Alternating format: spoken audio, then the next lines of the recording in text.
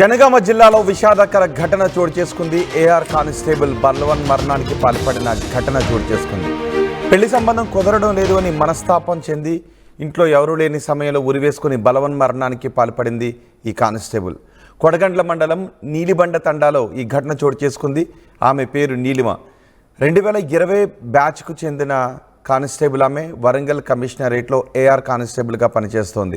ఆమెకు పెళ్లి సంబంధం కుదరడం లేదు అనే మనస్తాపంతో ఆత్మహత్యకు పాల్పడడం మరింత విషాదాన్ని నింపింది.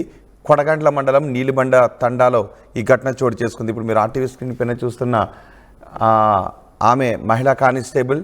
2020 సంవత్సరంలో ఆమె కానిస్టేబుల్గా ఎంపికైంది.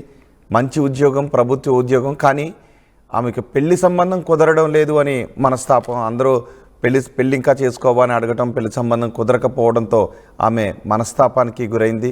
ఆమె బలవన్ మరణానికి పాల్పడడంతో విషాదం చోటు చేసుకుంది.